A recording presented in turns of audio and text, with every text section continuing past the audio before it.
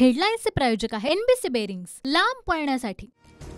मराठा आंदोलकांकडून आज बीड, मनमाड, हिंगोली, वसमत आणि कळमनुरी बंदची हाक। बीडमधील 27 फेब्रुवारीपर्यंत जमावबंदी आदेश लागू। राज्य सरकारच्या अधिसूचनेवर 30,000पेक्षा जास्त हरकती। 3 दिवसात हरकती आणि सूचनांमध्ये अजून वाढ होण्याची शक्यता। राज्य मंत्रिमंडळाची आज दुपारी 12 वाजता बैठक। मंत्रिमंडळ बैठकीमध्ये विशेष अधिवेशनासह महत्त्वाच्या विषयांवर चर्चा होण्याची शक्यता।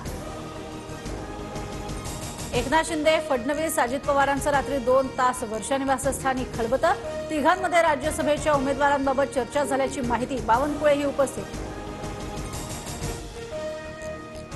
अशोक चव्हाण राज्यसभेवर गेल्यास नारायण राणे लोकसभा लढवण्याची शक्यता। पियुष गोयल, भागवत कराड आणि राणेंना लोकसभेच्या रिंगणात उतरवलं जाणार, सूत्रांची माहिती।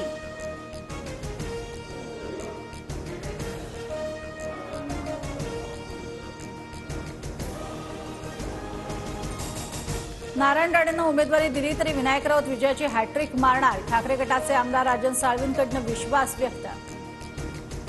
राज्यसभा निवडणुकीच्या पार्श्वभूमीवर विधानसभेकडून निवडणूक आयोगाला पत्र। शिवसेना आणि राष्ट्रवादी गटाच्या मतदानाबाबत स्पष्टता मागितली।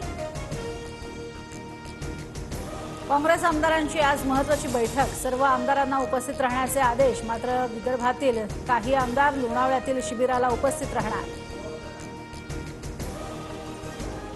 हेडलाईन्सचे प्रायोजक आहे एनबीसी बेरिंग्स, लांब पळण्यासाठी।